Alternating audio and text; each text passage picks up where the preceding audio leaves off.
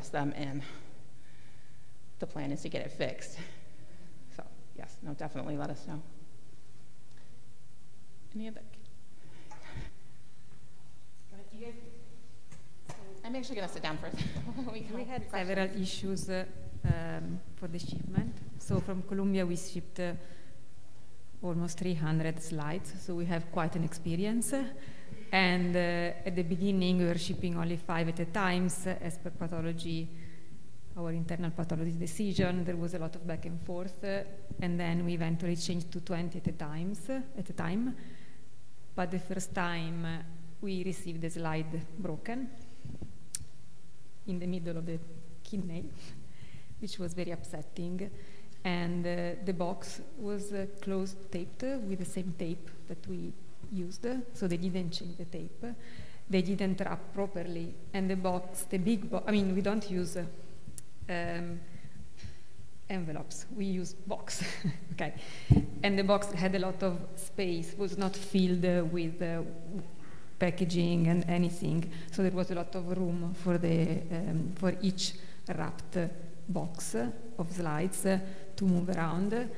So we were very upset, of course. There were a lot of emails between all the pathologists, all the PIs, and then eventually they promised to be more careful. So since then, the packaging is much better. We received the packaging, we sent out picture of how we originally packed everything, and then, so this is another suggestion, just take a picture before you send out, so that you can also show, and do a picture when you receive back, before unpacking. Because this way, if you find something broken, you can show what the issue is. So the packaging is going much better, also because we were under the spot, of course, and the idea of not receiving all our 300 cases was very scary enough for them. So they were more careful. We still had a few more cases of broken slides, but there were no issues. I mean, this may happen. I mean, these things may happen just because you're shipping out and in, but at least if you know that the packaging is properly done, you cannot really blame anything if not the system. So, that was more acceptable than receiving a package not well secured. Yeah, exactly. We want to make sure that these materials, because they are so important both to the site and to the DPR, that everything is taken care of very gently and nothing gets destroyed. So again, if you have any issues, please let us know immediately, because we will address it with them and make sure that they are doing it correctly moving forward. Okay. Any other questions? Okay. Oh, yep. We have a question in the back.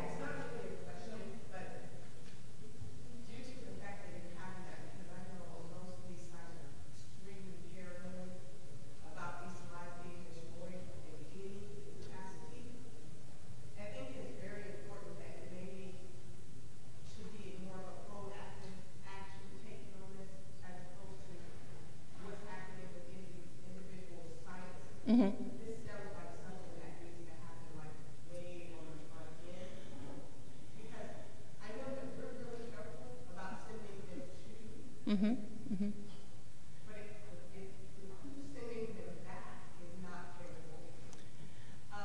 We can take the fault for what we like to call, but it's really difficult because we convince them, we convince our pathologists, right, that it's okay for us to mail these because they're going to come back to us right, so that we can return them to them right. Right. Once something's destroyed, you cannot replace it. Not exactly. Yes. So if someone can, on the front side, like right now, so you know that it is a problem or it has been a problem, retrain those people. I think that was probably. Actually, as soon as we had that first issue with Colombia, because that was the first one that ever happened, yeah, he was retrained. I'm sorry. Oh, yeah, I'm sorry. She was just saying that we should be more proactive and address this issue before it happens. And so, yeah, we did as soon as the first one happened. We contacted them. We retrained them on how they need to be doing it and how they need to be careful with it. retaping the boxes with fresh tape. Don't reuse tape. And just make sure that however it comes to you, that's the way it's going back to them. And that is the way he's been trained. It's the way it should be happening. But again, if you have a problem come up, because he has been trained, just let us know. Because we don't ignore these things. We do address them. And yes, we do try to be proactive to think of like what things can go wrong. But there are things that we don't think about, or even after we train, it happens. So just let us know.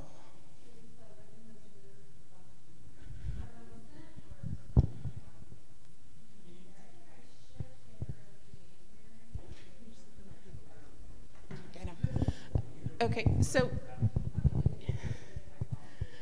Susie, or I'm sorry.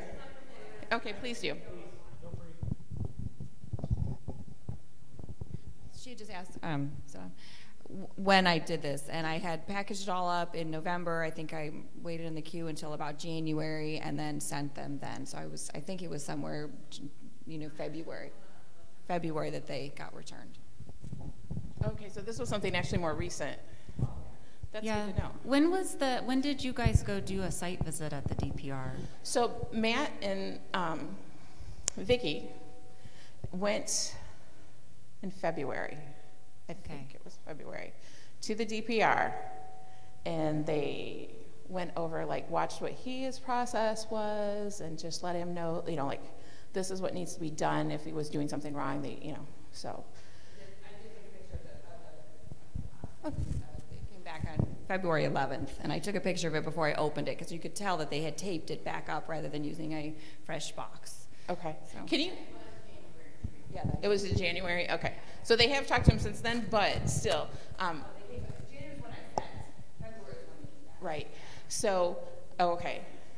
Yeah, I don't know I can't remember which exact weekend they went or what day they went, but if you have pictures like that, send those in, because the more we can say hey, this is what you're doing wrong. Understand, this is what you have to do.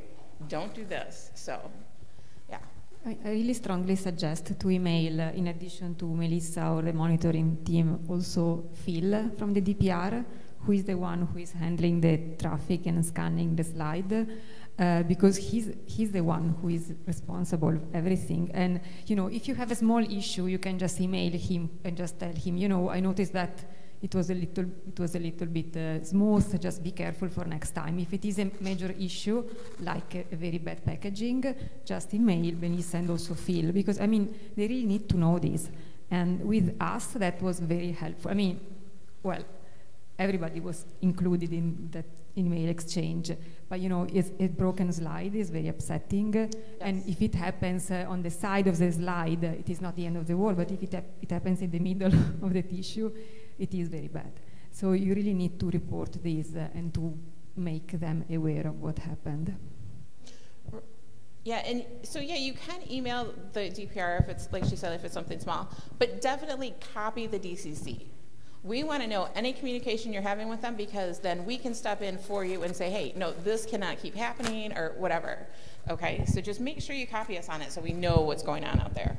I'm not sure what the training was, but is it, is part of the training that their new boxing, new repackaging, is that part of the training?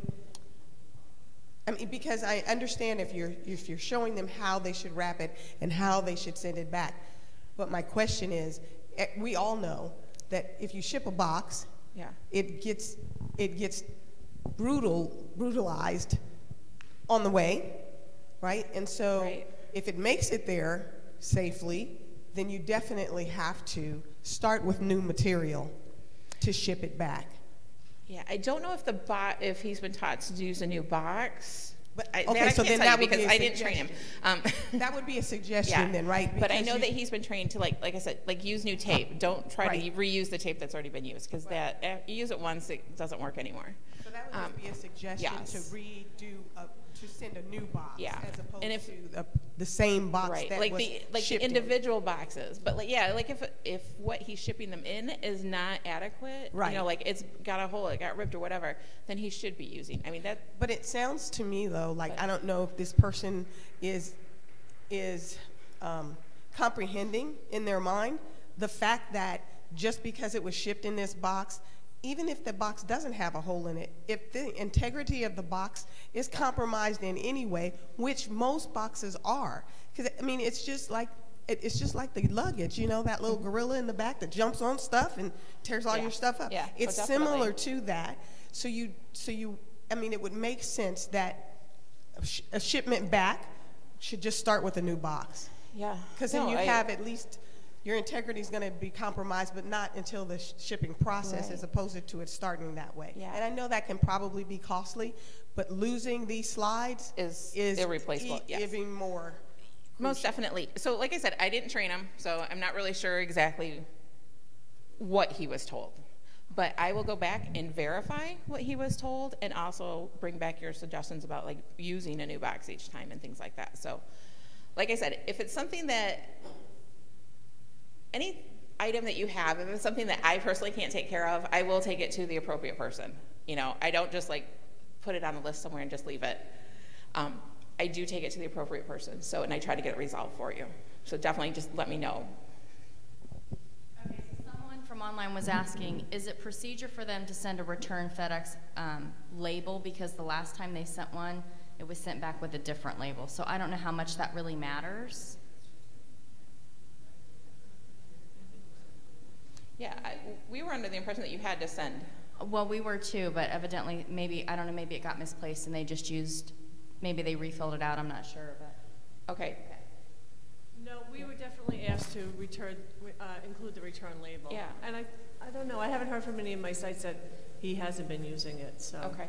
Well, I will check with him on that to say, like, why would you use a different label? Yeah, it might have just been. He could have. Maybe it got misplaced. But I did have one site say that they shipped it in a nice box and he shipped it back in something else.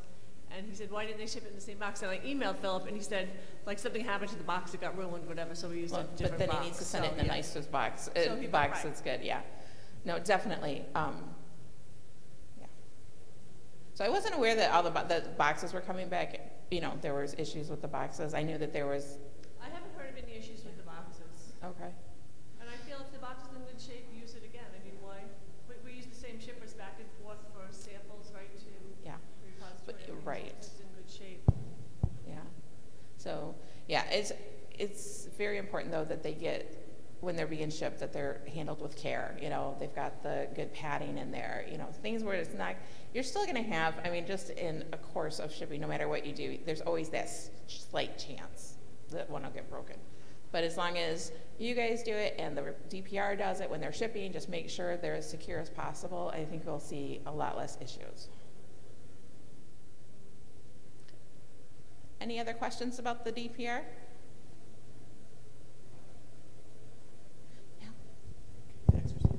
Yep, so we do have an exercise for you. Do you want to do that? Okay. So the very last page in your book,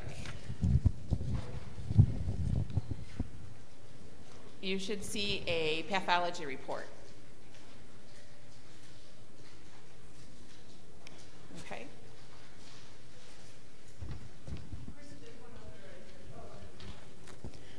Okay, so if you want to just take a few minutes here to just kind of read through it and just note the things that you would want to de-identify in this report.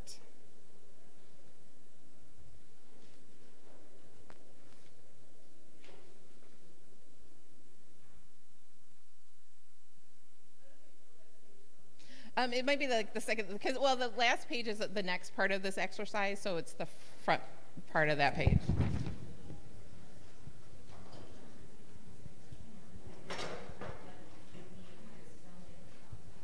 Let's see what we got here. Yeah.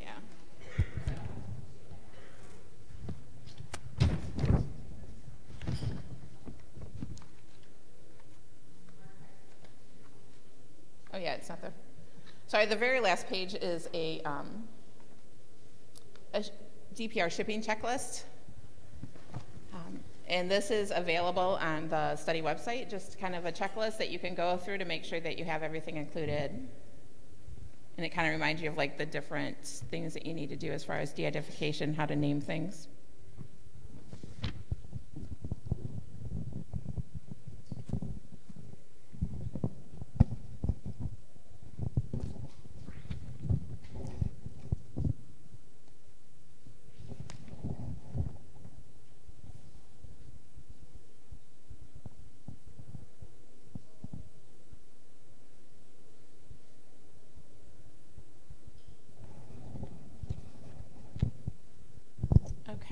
Does anyone want to start with something that they found that needed to be de-identified? Yep, the name, Jane. Mm-hmm. Very good, yep. Chickpeas, yep. Dr. Chickpeas at the bottom.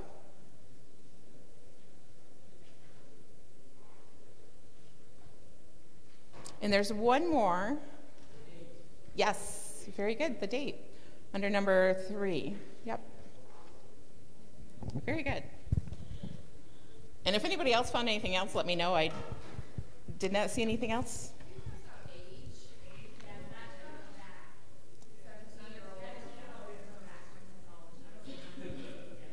So previously they had wanted us to remove age, but I think that they've come to the realization that age is reflective, like how many glomeruli. Like you have more glomeruli when you're younger, so that's actually really useful information to the pathologist. So they want to keep that. Because it's the age that they were when they did the biopsy. It's not necessarily how old they are at that time point that this is being reviewed. So they consider that that is okay to keep in. Communicate to us, because if you tell us we're doing it wrong and we're not going to do it anymore, and then now you want it. I thought that. No, but they definitely they need the age, because it is also important to evaluate the thinning or the thickness of the GBM. So they absolutely want age. So you're not supposed to remove age. Yeah. Yeah, they want age. So that was discussed at some point. It was, and I thought we had updated that, but it may be on the list of things to update for the next review. But yeah, and we've let them know that age needs to stay in there so that you're not getting that email back from them.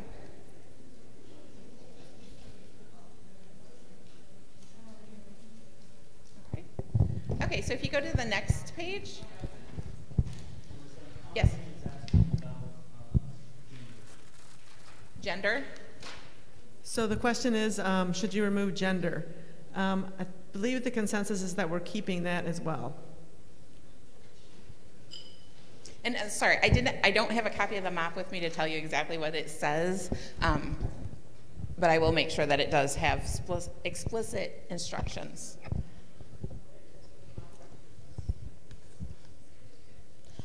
Okay, so on the second page, so the slides. If you look at these 5 slides here, which one, and I'll give you a hint, it's only one, would be usable because of the way it's labeled? No, just the way the label is put on. Nope, not the first one, but I heard the 4th one. Somebody else said 4th. So the first one, it looks like it's good, except for the label is on the slide. It's not just over the other label. So it is covering part of the slide, and they don't want that to happen. The second one is too skewed, and it will, as Krista had mentioned earlier, if it's not labeled correctly, the slide won't be able to slide through. Again, the third one, another one that's down too far, and the last one is skewed as well.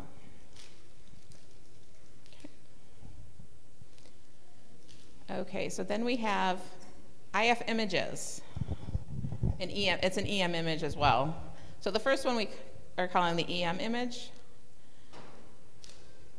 If this is an EM image, how would we label that?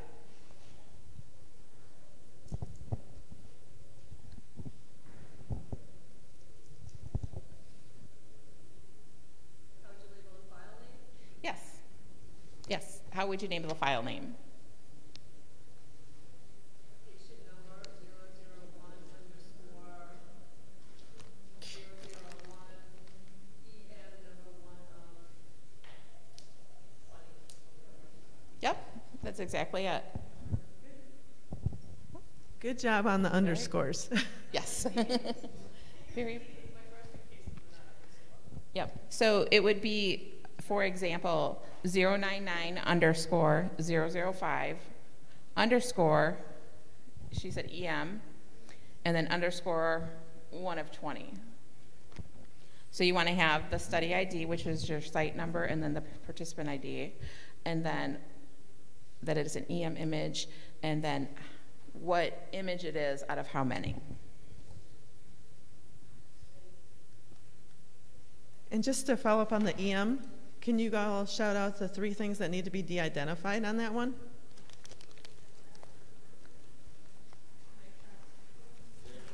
Who said my cuss?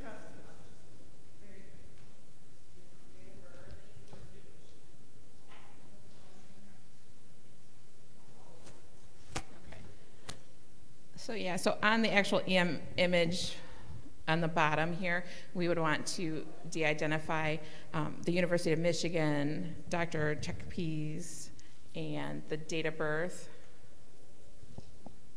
And was there something else, Krista?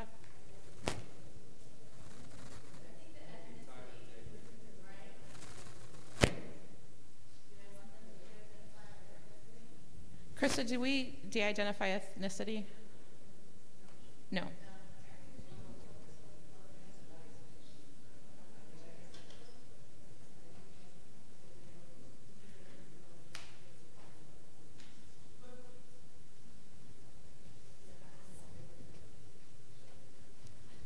Krista and I were just having discussion about the dates. Okay. Because on the EM, there's a date below the birth date as well. And I know recently we had a back and forth about removing all the dates from the biopsy reports. Right. And that's correct, right? All dates need to come off, and so they should probably come off that EM image. We would also remove that date on there. Yep. Okay. All dates, yep. And do I?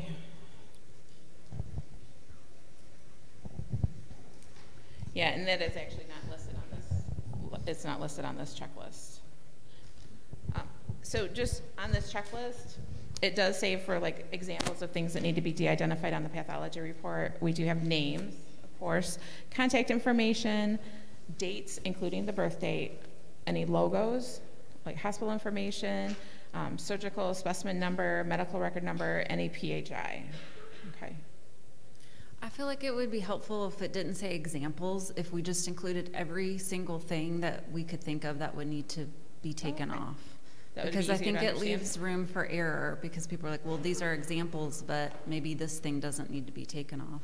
Okay. I think that was one of the issue with dates, because it wasn't included on everything, and even some of the examples in the MOP had the date still there. Oh, okay. So just consistency there, I think, would be good. And we can do that with the MOP revision. Yeah, so for anyone that's not aware, we are working on a MOP revision for Tier 2.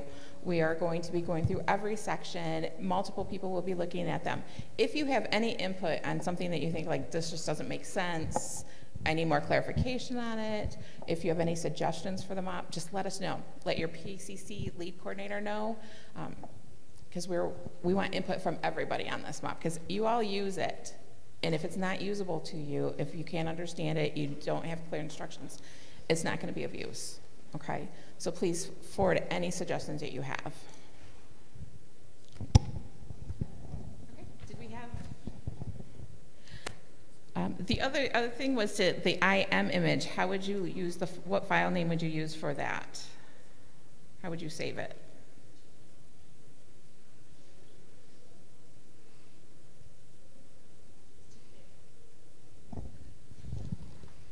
As a JPEG, she's saying? Yep, as a JPEG.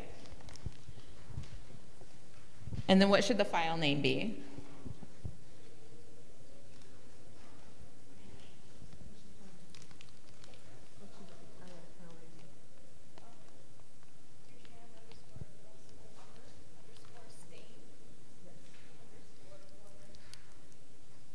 Okay, great, yep. So she said that it would be study ID underscore the stain and underscore how many of what image of how many images. So great. Okay. Do you guys have any other questions regarding the DPR, de-identification, or anything like that?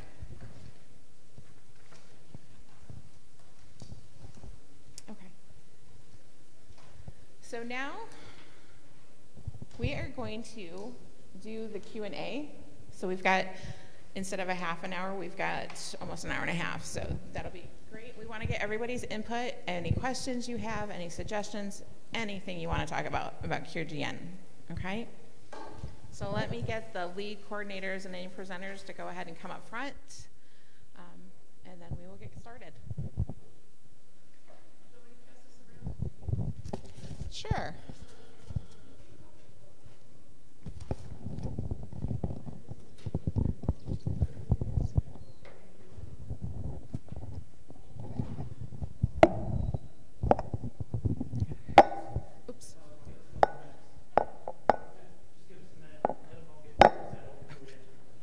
knocking it.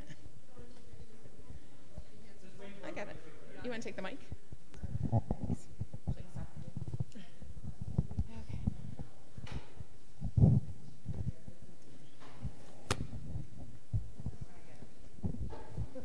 No way to go.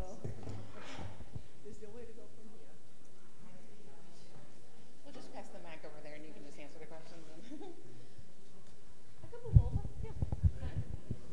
Just want to sit down? Unless you want to keep getting up and passing the mic. Ready? My first question slash suggestion is CureGen link regarding the label CRF. I had to fight with the first couple of times. I think if we could do away with the first question that says all labels used, discarded, yes, no, which is a required question, you can't save the CRF without answering. And instead of that, we put a checkbox at the very bottom that you can't really miss. The radio buttons up top that we currently use, after I made all my selections, I had to go back and switch it to yes, and then all my labels were switched to yes, and I had to redo everything over again. And so that's my beef with that radio button. And I can understand that radio, yeah, because it's up there at the top, and unless you know it's there, it doesn't really stand out. So I can understand what you're saying there, so yes. The second thing I'm taking issue with is redactions in Word, MS Word. I don't believe there's a proper way to redact in Word. You can simply, if you highlight in black, and you can copy and paste that into notes, and it's unredacted. That's true, but you're supposed to save it as a PDF. Even with that, some But that would tech take people. I mean, fair enough, you can. However, that would take somebody almost malicious intent, wanting to go back and True. re-identify. And we'd like to think that all of our PIs in this study are pretty honest and not going to try to disrespect our patients' rights and things Just like out that. of extra abundance of caution. And if you want to do it, if you want to use PDF at any stage, you can first save it as PDF and then redact within PDF. That's the safest way. Yeah, that is the best way. And like Chris had mentioned during her presentation, you can always, if it is in Word, just delete that information. Don't just black it out, just delete it. Because it's not going to ever be needed and ever used in the DPR. So you can just delete it, and then if you want to just put like a black box or something there so they know that something was removed from that, that's fine. But yeah, either delete the stuff or put it into the PDF and then redact it. Thank you. Yep, but thank you for your suggestions. I do, when I do it in Word, I do delete it, and then it's nice because you could also add the patient ID number at the top and the page numbers and everything, and before you save it as a PDF. I have 2 comments from the HMR group. I'm going to call you out in case we need more clarification. One of them is, when entering medication, only ongoing medication appears on top of the list. Stop medication is on the bottom of the list. How would you prefer that to be? Well, in the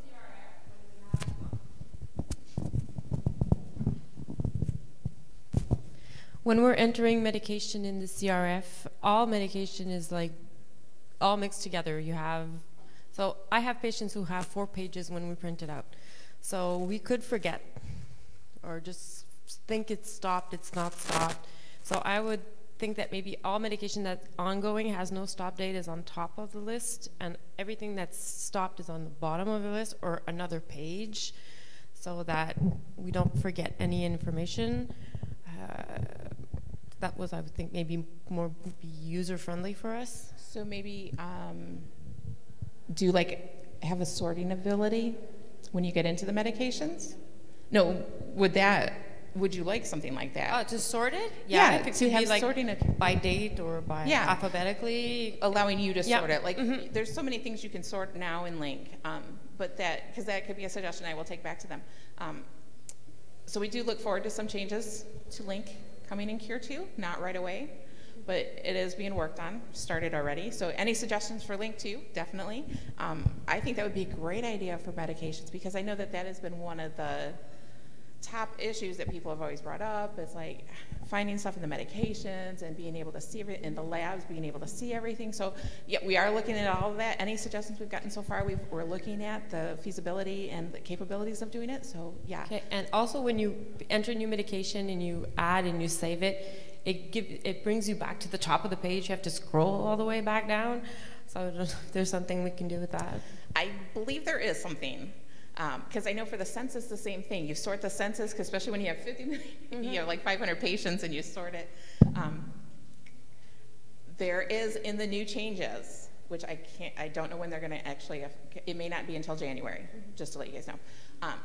You will have that capability to, when you sort, it will stay sorted while you're signed in. So each time you sign in, you'll have to sort it again. But if you go into someone's eye test, you come back out, you'll still have the sort.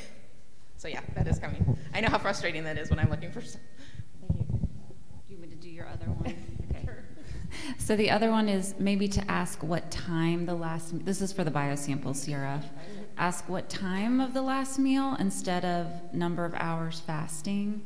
So, you know, just, it's probably easier for the subject to say, when was your last meal, what time, Well, and then enter that. That's what we ask them. Yeah. But when we do the calculations, sometimes it could be an error. So if he says, well, I ate, it was 8 o'clock, and I was like, okay, what time was the first morning bite? It was at 6, then you count it, and then you do the blood, then you count another hour. So it's just that calculation that could be an error. We usually get used to it, but I'm training a new study nurse, and that's where I thought that was really a problem. So it would be easier for everybody just to write one time down, and it would calculate like in the system.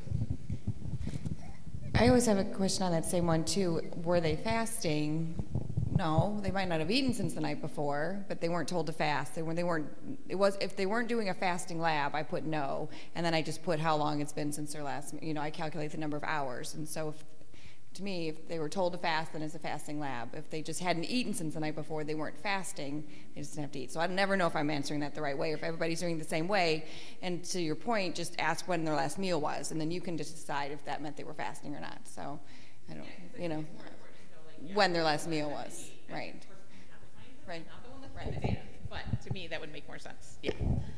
Yep, most definitely. And the CRFs so for Cure 2, along with the protocol, we're going to be revising the MOP, and they're looking at CRFs and just data collection, like what we're collecting. Is there things we don't want to have to collect anymore, like what's really difficult for you guys to find and things like that. So unless it's very important to the aims of the study, let us know, if there's something you're like, this is ridiculous. Every time I try to find this, I can never find it. It takes me hours.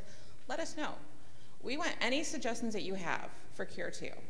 Like what works good for you, what doesn't work well, let us know, okay? We want every suggestion that you can give us, and I am happy to go through every single suggestion, okay? So please. All right, so I am a new to the study backup.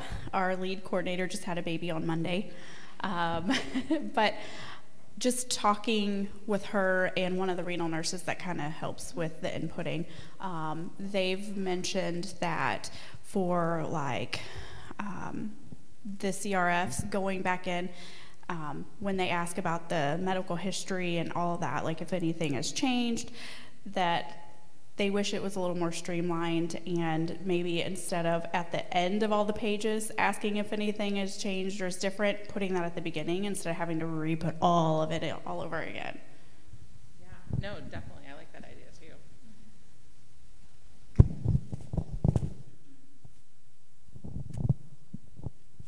Along with that comment too, is there any changes that are going to be made to the comorbidities section, including like the diseases? I feel like I'm losing things that have happened in the child's life that don't necessarily fit into like a psychiatric disease. And I feel like I'm including them with chronic diseases, but some of them really aren't chronic diseases. They're just something that's happened to the child that I feel is notable. Do you have just off the top of your head, do you have an example just so I can... Oh goodness. I mean, there's some children that have physical deformity along with it. a lot of them are like oppositional defiant disorder, which is technically a psychiatric disease, but it doesn't really fit in there. Okay. Yeah, no, I definitely will bring that suggestion back when they start reviewing the CRFs and say, you know, can maybe like an other where you can put it in. I think other would be great, like for all of them, like just, I mean, I mean, that kind of leaves a little bit up to the study coordinators, like, are we supposed to decide where this fits into, or that's one more thing we would chase after the doctors for, but I feel like we're losing some possibly important things. Yeah. Oh, I'm sorry. Oh, no, he was saying they were having a hard time hearing me, so. So in the free text, other, even if it says other chronic illness, you can enter. Maybe it is just possible to remove chronic. So coordinators can enter whatever event happens in the patient lives, regardless it is chronic or acute. And usually, I mean, I would suggest to enter whatever event doesn't fit any of the other comorbidities. Also thyroid disorder, which are very common, they are not included in the comorbidities for some reason, but I mean, all those things needs to be entered there, and I think just removing chronic helps the coordinator to enter everything. So I know one other suggestion that I had heard is that for the not the medications, we already talked about those, is like the labs. Do you guys want to, like, history of the labs and such? Yes, I have long advocated for having all of the labs in one space, like we have with the medications, or having some kind of query we can pull so we can look at longitudinal labs. I think it especially helps if we're trying to track the relapse and remission under the definitions in the MOP, because they're basically based entirely on lab results. So it would be an easy way for us to kind of see what's happened. And I think too, for as a site monitor, it helps me see, you know, what labs have been collected over time and whether there's anything missing. Would a report work for that? I think that would probably be fine. I mean, I think it's an extra step of having to pull it, but I think for this, I think for medications, it's nice to have it within CureGNLink because it's something we need to print out and use and work with the subject on, but I think a report would probably work out okay. I know it's a lot of labs to pull in. Another idea would just be to pull in the labs measuring like relapse and remission, or I don't know the best way to do it, but it's hard to have to go back and forth to figure out what labs were entered when. So I know that's something that that's something that they're working on, trying to see like what we could do for that. So I don't know if it would be like, it could be something that is like a pop-up that comes up that you can look at. Yeah, it's like a lot of functionality, like what's going to work best, what's going to make it easiest for you guys. So that is being looked at. Yes? Well, actually, this is a comment. It's about making Link a little bit easier, especially now that we're doing so many phone visits. We're only doing one, you know, in-house right now, and multiple phone visits, is to be able to click on, identify it from the beginning. It is a phone visit, so then you're not dealing with the sample reports. You're not dealing with the you know, the patient POL, that type of thing, so that you're not going in and having to redundantly say, no, this lab wasn't done because it was a phone visit for every single one. And the same thing with the biospecimens. No, urine was not collected, reason, phone visit. That would save enormous amounts of time on our part. Yeah, and that was one thing I always question, is like the CRF that comes up, there's only one CRF, you know, and you fill it out for both in-person and remote, although you don't fill out everything for remote. So that is one thing that's being looked at.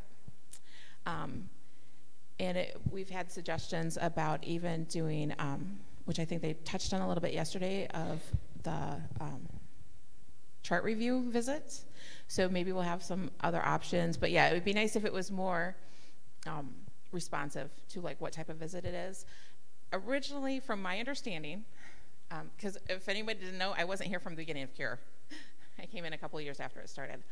But from my understanding, it had something to do with the way, if somebody marked it as a remote visit and then they came back to an in-person visit, it would the right forms wouldn't populate. And so that's why they have the same forms just showing up. So, but hopefully when we do the revision that this is something that can be changed. So, because they do know that you guys are frustrated with that. And along with the revision, we hope to have a shorter CRF, correct? Along with the revision, we hope to have a shorter CRF for those phone visits and remote visits, which would be really nice. Okay, so we have a question from online. I don't know if anybody will know this, but is there a reason why we don't track tacrolimus or CellCep levels? Is that a question maybe for the PI group? Well, I don't think there is a CellCep level that you can, most people don't check levels for CellCep, but for tacrolimus, I don't know if it would be, Krista, we don't track that in Neptune at all either. Tacrolimus or Prograf, medication level. I agree that would be interesting because a lot of patients aren't taking their medications, and it's a way to check compliance too. So no, definitely we will pass this on to the appropriate group, the PI group, or if there's a committee. So we are taking notes on everything you guys say, and so we will be making sure that everything gets addressed. Okay. And that's why I want you guys to know, anytime you come across anything that you think like, this doesn't really work, or, oh, we really like the way this works, can't this work this way? Anything. I can't stress enough, just let us know. On the comment on the labels and being able to mark yes to all or no to all, I think it would be cumbersome if that went away and we had to mark every single one. So I don't know if there's a little adjustment, but I don't think getting rid of it is a good solution. Right. My thought was just make it more prominent so it stands out. Like, you have to answer this question. Like, this is number one question before you start answering labels. Something like that, maybe, yeah. Yep. No, definitely, because I've even doing in training had to go through and like click every single one, and I was like, this is crazy. So yeah, I feel you there. Yeah. So. And again, I can sit at my desk and I can look at the stuff. I can look at Link. I can play around in it. I can look at the CRFs and things in the MOP, and things will make sense to me. But I'm not the one putting it in play. You guys are the one that are using it. So you need to tell us that if something doesn't work. If it doesn't make sense, if conflicting information, because I did find that one time going through the MOP and trying in the appendices. So yeah, just please let us know any comments you have. I'm happy, I will take any type of feedback from you, okay? I won't get mad, I won't be offended. I will take any feedback. Because we all want the study to succeed, right?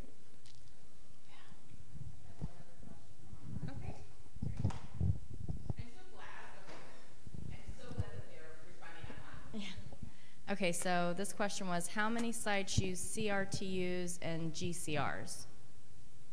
I do a clinical research unit type of thing. I do for some patients. Looks like about 6 or 7.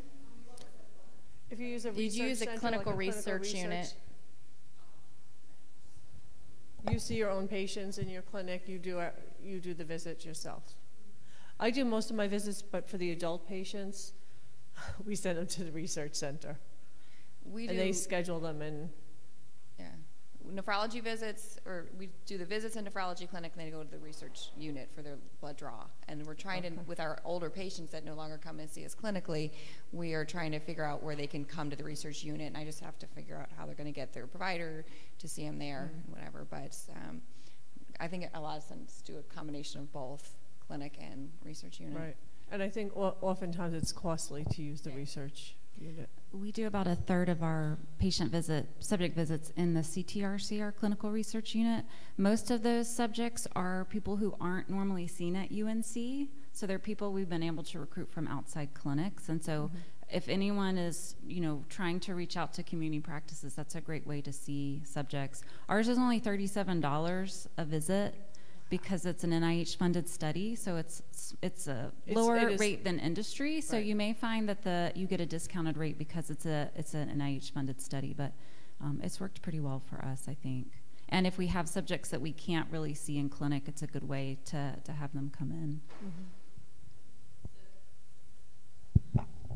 So this side is just saying that all their visits have to be in the PCRU the same day as their clinical visit. So I know at NCH they're able to do research-only visits, but if you're in the research unit, you can't draw standard of care labs. So it makes it a little bit complicated. So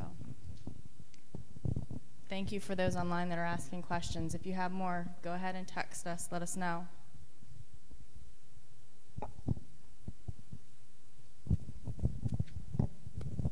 I think there is one thing that we didn't talk about or emphasize is the quality of life questionnaire. There's a part in that questionnaire at the third page about if the patient is taking medication for kidney disease or not. I have one instance that the patient is taking blood pressure medication, and the blood pressure medication is the treatment of that disease. So he was answering no to that question. And I mean, I kept it no. I told him about this, but he was saying no. So this is one issue. The other issue, the second and the third question is confusing to the patients. Do you know which question? Do you know what the question is? I think it's, did you take your I haven't taken my medication, and then it was like strongly agree, strongly disagree, and the third question is, I was not able to take my medication, and it has to be like double negative, so yeah, they have to pick that. So the quality of life forms, those are vetted, and vetted's not the word I want. Validated, thank you.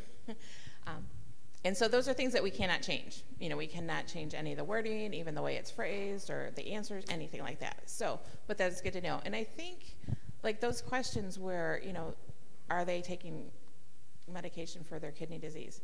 I think it's good to know whether they're telling you yes or no. If they're not, so if he's saying no, then he still must not understand, like, the reason you're taking this is for your kid. You know, it gives us a better picture of what the participants are understanding about their care. Yeah, so. I think the question says, I'm supposed to take. Oh.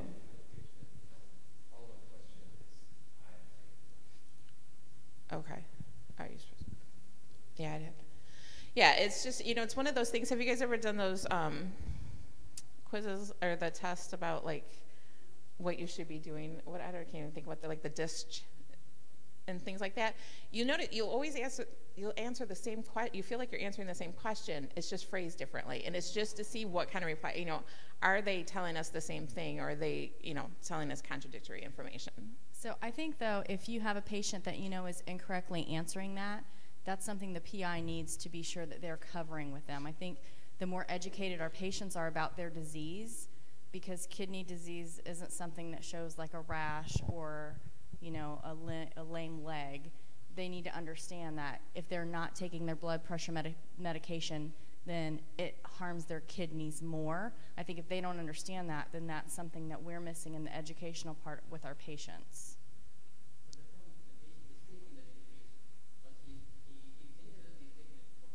But I think we need to try and be sure that he does understand how the body works, because he does have kidney disease. And if he's not, if he, at some point he decides he just doesn't want to take his blood pressure medication, there are more severe consequences of that action. I think that that's a good lead into a potential questionnaire that I don't know what you all would think about adding, but there's a patient literacy questionnaire to see what patients understand about their kidney disease. I don't know if it addresses any medications, but it was something I was going to suggest to the committee. And sorry to add more to you, but I think that it's really valuable information to find out what the patient understands about their kidney disease. Because a patient like that, oftentimes people with high blood pressure, they stop taking their medicine because they say my blood pressure is fine. But he's really taking that to protect his kidneys long term. So if he doesn't have the right understanding of why he's taking it, you know, you don't want him to stop for the wrong reasons. This also is a good point about getting the PI involved. It's so important that you have a relationship with the PI and that you guys are on the same page. You're talking about the issues that you're seeing, everything, you know, get them involved. Because to me, one of the scariest things is when you have a PI that doesn't know what's going on with a study at their site. You know, so you want to make sure you're engaging them, talking to them. Are there issues you're coming up with? Because they may be able to help you with them. Even resolving queries, you know. check with them, say, you know what, this is what it's saying, but, you know, we're being questioned about it. Can you give me some more information? Just make sure those lines of communication, and not just with the PI, just anybody at your site, you know, the nephrology clinic or whoever, nurses. I'm trying to think of the different. Yeah. So definitely, just keep those lines of communication. You know, I like to think of Cure, you know, we're a big team. We want everything to be successful. But that does start with you guys in the sites, keeping that your team together at the site and open communication. Yeah, this is about the quality of life questionnaires. Is there any chance of them being shortened, especially for the age group that is answering them for themselves? The young, is it, you know, the teenagers? It goes from like 8 to 17. 8 to 17. It's 4 pages long, and what I am seeing them do is they're just going down the line checking. You know, they've filled this thing out a gazillion times. They're tired of filling it out, and it's 4 pages long, and so they're not even looking anymore. They're just checking them off. Is there any way to possibly at all shorten that for them? That is a very good suggestion, and we will take that to the CRF review committee. So I think this is something that they're going to look at in CureGen 2.0. I haven't spoken yet to the PRO committee about either doing them less often but I don't know if they could really shorten them because it's a validated form, so I'm not sure. We'd have to run that by Deb Gibson. Yes, so there are, unfortunately I know this from another study because I've been pulling in these. There are shorter forms. We just have to make sure that we're still getting the questions we want answers to. Right. So yeah, I mean, it would require some research to know exactly what we want to ask and how we can, the shortest form we could get that includes everything we want. So, but yeah, I'm happy to give. Yeah. Oh, wait.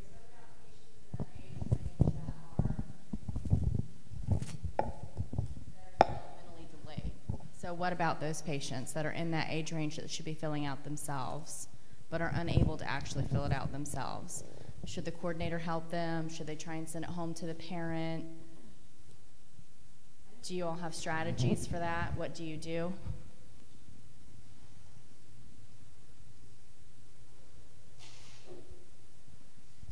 Thanks. We don't have a pediatric patients, but we do have adults that they can't fill it out by themselves. So either we have the person that takes care of them. It could be their mother. They read the question for the patient, and the patient has to answer. Or the study nurse can do that. We just read the question, the patient answers. If the patient cannot answer at all, we don't fill out that questionnaire. So that's what we were told to do. Carolyn, how does that affect the report card? Aren't those questionnaires part of?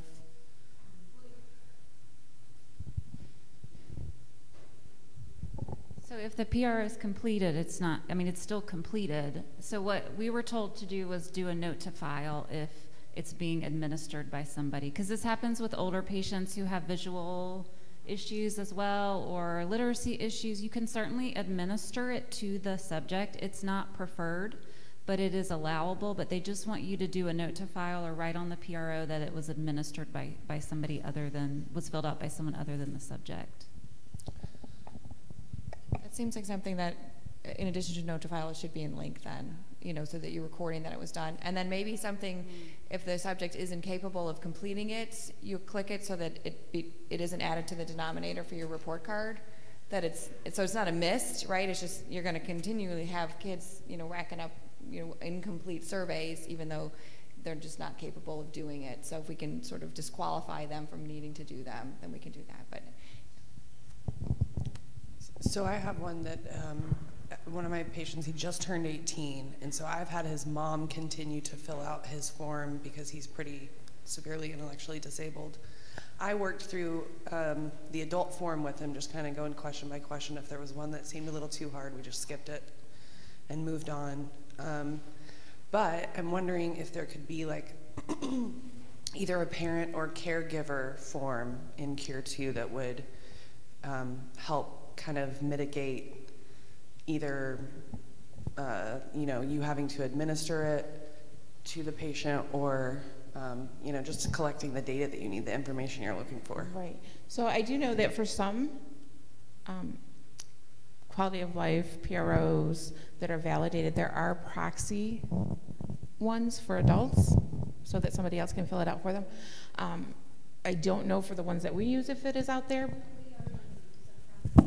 We have a proxy for kids. For kids, we use the There proxy. is a different one for adults. I know the Promise ones have that. So, but no, definitely. I would like to. I think that would be a good avenue to look at to see if we do. And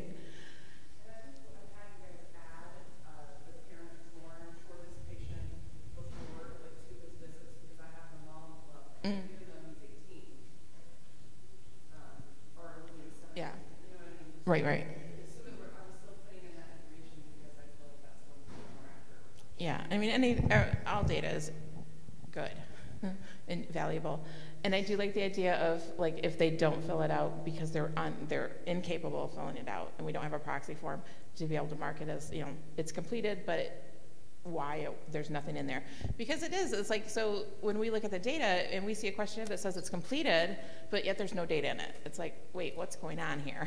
So, yeah, a button to say, nope, this wasn't. So, yep.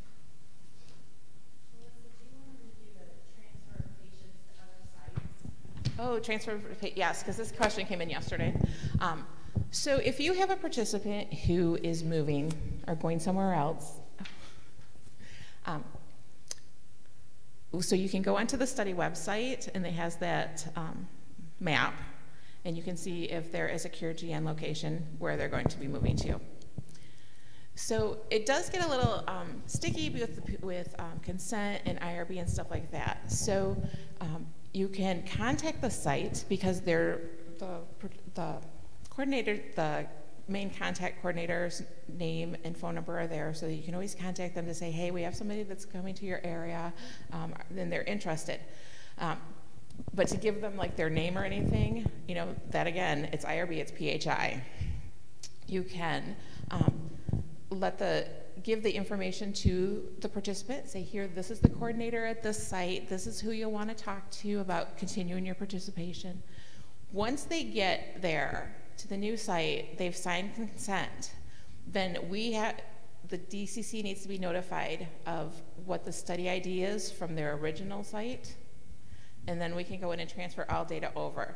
The only thing that doesn't get transferred over, I noticed, is like the name, any PHI, because we don't have that, we don't see it. Anything that's encrypted for us not to see, the dates stay, okay. But yeah, so you'll have to go back in and enter the name and things like that, but all the other information that gets transferred over, including their visit schedule. But yeah, my best suggestion for you is just be very careful of what you would tell another site. And it's just, if the participant is excited about staying in CureGN, because we want them to stay in CureGN, definitely just give them the coordinator name and their phone number, because they will reach out to them. So, and just you can give the coordinator a heads up, like, hey, someone's coming, so.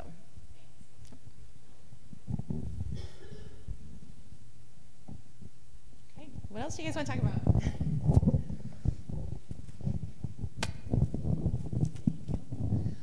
For labs, when we're entering, a patient's labs, I'm wondering if there could be an option where you can see all the labs at one time, because if they were, I don't know, if there's some report that I missed and I see it in a different visit window, it gets a little tedious to go back and be like, oh, okay, did I enter that under a different study visit? Am I making sense? So I'm just wondering if there's a way to have like one place to look at every lab you've entered for one patient. Yeah, so that is something that we are looking at, like I said, like a pop-up window or something that shows like all the labs, or we don't know if it'll be like a drop. We're still working on like what's the right, and it may be beneficial to way. help make sure that we're getting that time of biopsy labs, time of diagnosis, and all of that as well. Yeah. So yeah, we're trying to figure out. Yeah. So a lot of the comments that we've received just throughout CureGN 1, we're trying to look at those things to see like how easy is it to incorporate? Is it beneficial to incorporate it? Is it going to make your guys' lives easier? So, yeah. Picking on the labs today, and we talked about it in one of our calls. There's so many places to enter the date, and I get that the CBC might be a different date as a chemistry, but if you're getting a UPC, the P and the C are all and the ratio are all on the same date, and it's just there's just so many different places, and if there's just even a box like was it the same date? Click, click, click. I don't know. You just for the thing that you wouldn't count it as a ratio if it wasn't from the same date, right? If you had a protein on one day and a creatinine on the other day, you wouldn't be entering it because you wouldn't be able to do that, for the ratio. So anything to sort of have fewer dates for all of the lab values. So you put in you enter a date for a specific lab value if it's different than the main labs were taken. It asks for the dates for the creatinine, for the BUN, for the metabolic panel, which usually are all on the same day.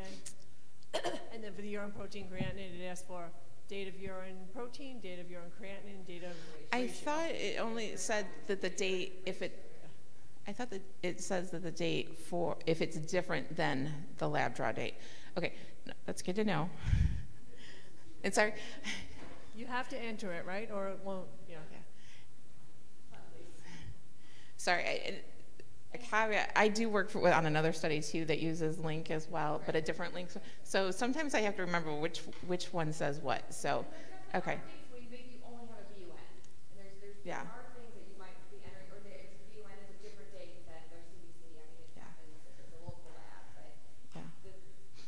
So making it say, though, only enter a date if it is different. Okay, so we need to add that little phrase in there that's not in there. Okay, no, that's good.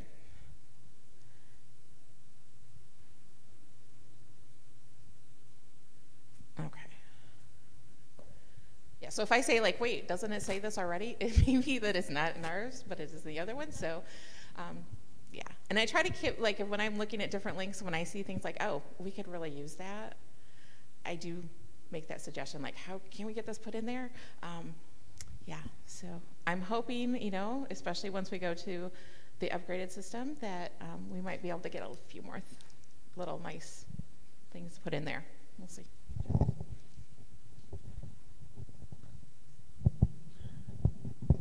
Yes.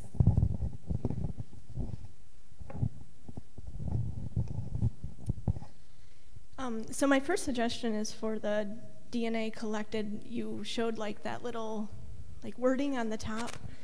I can already see myself missing that.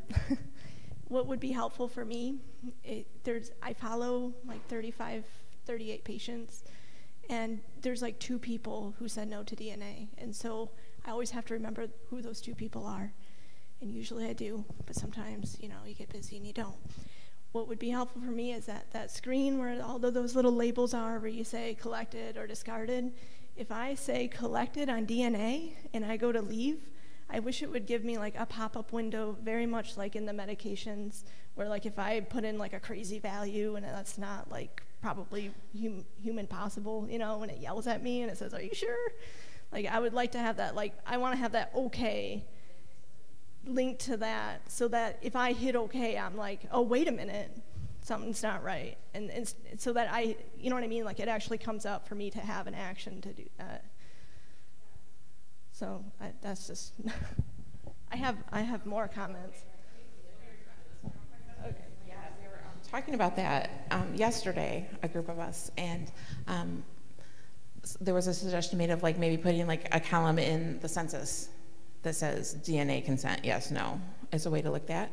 I was even thinking like maybe if we could like color code the ones that said no, like a different color. We need to make it easier for you guys to see. Once you know that you have entered the correct information, that you have the right consent answer in, what can we do to make it easier for you guys to see? Now this is something that came from a different link. They have it on a pop that says yes or no, and that's why I was like, can't we just get this put in there? Which I'm hoping it goes in May, but I can't guarantee that. But yeah, so any suggestions you guys have that you would think would make it easier for you to know. Yeah, I thought it would be great if we could just, if they said noted consent, noted DNA, is to just gray that one out so you can't even answer it. That's a little bit more involved to get that to program that. But you know what? It's a suggestion made. I'm going to make every suggestion I can to make it easier for you guys. I know I already made the suggestion to Suzanne, but like I follow adult patients. So in the CRFs, it asks smoking, and then it says, how many years has it been since you've been smoke-free? Well, if my patient stopped smoking in 1995, I have to remember every single yearly visit to go back and add a year to the year of smoke-free. So if you could just, I would rather just enter in a year of the date that they stopped smoking and not have to think about that every year that comes up. Yep. And so. And yes, I like that idea. And also I've thought of, like, why can't we just have, like, a lot of the comorbidity and the things that you ask all the time that don't change, pull those answers through, right? You know? So that's something else that we're looking at. You know, can we pull some answers through so you don't have to keep answering the same questions over and over again? Yeah. No, I do like that. Just enter a date. Don't say how long since. Right, right. Yeah. Mm-hmm. And then my last one, I get confused about relapse remission. Actually, I remembered when somebody brought that up.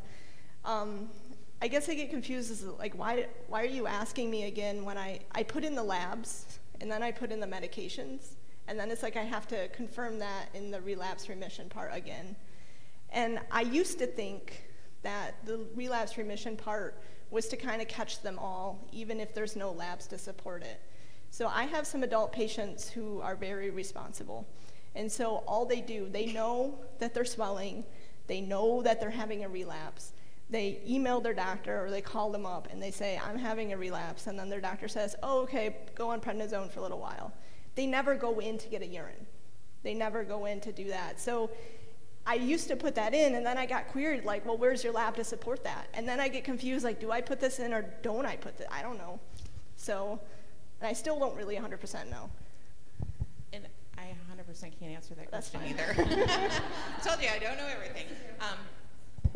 I have to say, though, this has come up before, and oftentimes you don't have labs. We have pediatric patients. The patient will come in, and we're like, how's it going? Oh, we relapsed. I started on prednisone last Wednesday. Okay. But they just go by the UA, so you just have to put the UA. And I think we said you could just enter, do you remember, Chris, that we could just enter the UA for the date that the parent started the prednisone on the lab sheet. Because oftentimes they don't get a UPC. They start on their own, they don't call, they don't tell.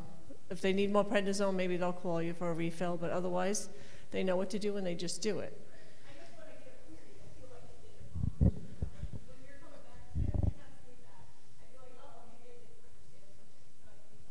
Yeah, but you can enter on the lab sheet the UA. And we also we've had instances where the physician really thinks the person should be categorized as a relapse, even if the labs don't show it. And so we still put those in, but we add a note to file that says, hey, this doesn't meet the requirements of relapse remission, but our physician really thought that it was. You may end up getting queried a couple of times, but I think if you can show the monitor that you have this note to file for whatever reason, they can take it off the list. I don't know if this is part of your queries or not. If it's part of our queries, yeah, so on the spreadsheet, the data spreadsheet or medication, whatever, yeah, just mark that, it's correct. And as long as you send us back the Excel spreadsheet, very important, I have to get the Excel spreadsheet back because then the program, or not the program, but the person who does it, I can never remember her title, goes in and she adds that so it doesn't get queried again. So yeah, and an important thing to keep in mind, the queries aren't coming back to you to say, this is what you're doing wrong. It's to say, hey, cleaning the data, looking at the data, this doesn't look quite right. Can you let us know? Especially like the ranges. And even like the visit queries, those are more, a lot of them, like they've missed 3 visits or their anniversary for the last file. It's just kind of like a reminder for you to say like, hey, can you get a hold of this participant? So yeah, don't think, we're not trying to say like, oh, you did this wrong, you did this wrong. Even the report cards, I know you think about report card as like, that's what you got in school, a report card, how you ABCs or whatever. It's not, we don't look at it that way, it's just, that's what it's called. If somebody got a suggestion for a name change, we'll take that too. But because it's just, we're looking at like, what do we need to address? Like what needs to be worked on? What can we do to help you make those changes? So, yeah. These queries were part of more advanced queries that were developed at some point from the Data Quality Committee that are meant to make sure there is consistency between the disease definition, so remission or relapse, the medication and the labs. Because sometimes there is there is a relapse and the proteinuria is 0. or there is no change in medication. So of course, these kind of queries these kind of issues needs to be queried. So even if you didn't do anything wrong, because you didn't, there is no urine analysis because maybe they didn't even do the dipstick, they just got that they have bubbles in the urine or they have edema, still you would get queried just because they need to make sure you don't have any data. So they want you to check and then to say, okay, I don't have anything, this is what I have, or maybe you have and you just forgot. So I think that there is nothing that we can do and the coordinators can do to prevent these queries. It is just a matter of data quality, and that's the way it is. So clearly defined in the MOP of what a remission relapse is according to CureGN, then that's when I think the confusion set in, because it's like if my patient just says, I'm swelling, if a patient just says I'm swelling and I'm having a relapse, I get confused, like, what is it? Should I actually document that or not,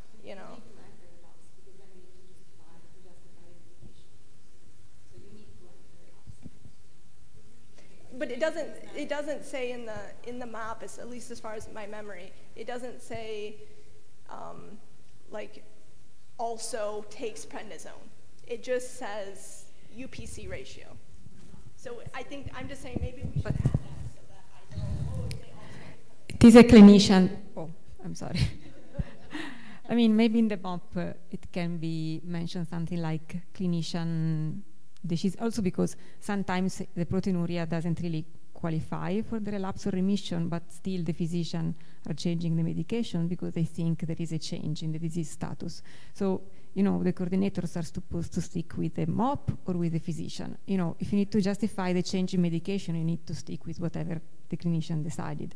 So maybe the MOP can mention something like clinician decision, or, just to facilitate the coordinator job, because sometimes they don't really know what to do.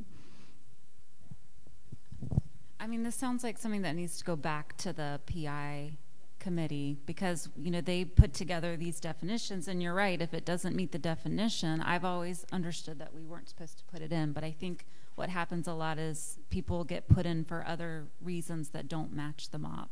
So maybe this is something at this point, now that we've been testing out the system and it's not working the way it should be, that it's time for it to be revisited. Oh, I definitely agree. I think that it almost sounds like maybe it's something that we need to put like a question in that says, is this, like if it doesn't match, is this because the physician said, yeah, we need to revisit it and figure out what's the best way to collect it.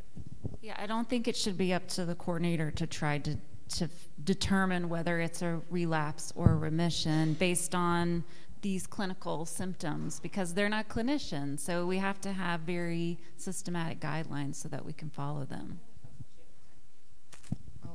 On disease state, my providers are always, I have a lot of kids that have never had a remission since disease onset, and that's just not really on the box. It's like relapse or remission. They're like, well, have they ever had a relapse? And I go back, that they've always said no, they've never had, any kind of remission, and especially if it's like a nurse practitioner seeing the patient. So that form could be, another box could be added that says continues inactive stable disease, or something that sort of documents from each visit that there has never been a change in their disease status. They've always been sort of active disease without a relapse or a remission since they were diagnosed. So if I'm understanding what you all are saying, we need to have it, whatever the questions are, it has to be very clear. Like, put it in like this, if it's this. If it's not this, do this. Just very clear, specific guidelines, both in LINC and in the MOP. We had actually worked on revamping this section way back when in the data quality committee, and so we had a proposed draft, and it, I think because of budgetary issues, it was never brought up. And but this is maybe the time to with revamp it. CureGN2, we could actually resurrect that draft and see what we can do, and bring it to the study coordinator group for their feedback as well. Yes. And yes, your feedback on stuff, again, is so important because you're the ones that are actually using it. Now, we do have a study coordinator committee right now that's making proposals for the protocol changes. And I know we do have some site coordinators on there. So if you have anything for the protocol, anything. I can't stress it enough. I know I've said it many times today. Oh, yes. So Amy's going to be passing out just a little flyer type thing. So we have a Google Doc for CureGN-Link protocol revisions. You can go in there and you can put in any suggestions that you have. We do ask that you put your name and your site, so that way if we have a question about it, we can come back and ask you about it. But this way you can go ahead and put in your suggestions. Do you need to leave? Bye, Suzanne. And bye, Madalena. Thank you for coming in, for presenting. You guys are wonderful. Okay, I think y'all are wonderful. Okay, I do. I love all you coordinators. Is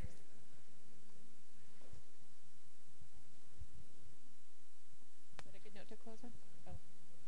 Yeah, so just, you can go in the Google Doc. There's comments in there, and make your comments. We want to know what you guys want.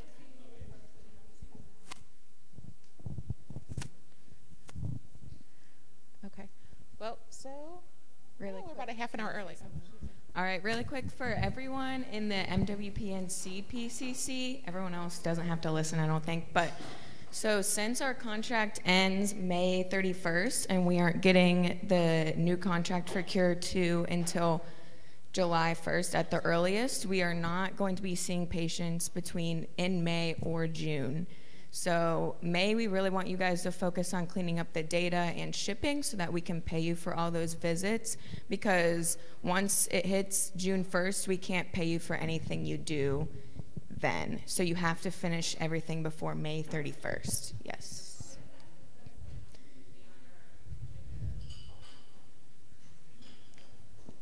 So there might be visits that you'll have to mark as missed because of this.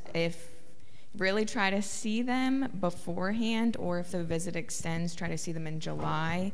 But unfortunately, our institution won't give us any money to pay you outside of the period of performance. So when we don't have a contract, we can't pay you for anything you do then, which means June. That does not hold true for the UNC sites. We will sorry, this is for to pay you, so don't be scared. You guys just keep on keeping on. So the other thing for the MWPNC PCC I want to stress to you is that anything that is done after May 31st, any data that is not complete, we also cannot pay you for. And many of you may or may not know, in the contract there's a bonus for sites that have completed all their data, shipped all their samples, and answered all their queries. If those are done, then your site will get a $2,960 bonus. So if the data isn't complete, you miss the payment for the visit and you miss the bonus, which is why we're doing it this way. Oh, and just speaking of queries, just to let you guys know, and I know I mentioned it in the presentation, but just as right, queries will be coming out this week, and it's the normal quarterly queries without the biosamples, because those went out already. So look forward to those coming out. No visits, you're supposed to be cleaning your data in May. If you have an emergent visit that you do in May, you absolutely have to have the data entered by May 31st.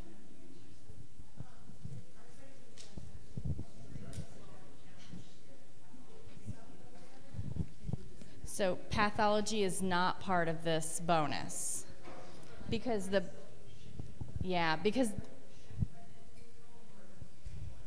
so we're hoping to get them shipped as soon as you can. The issue with the DPR is that they can only take so many at a time, and they're taking them from all the PCCs.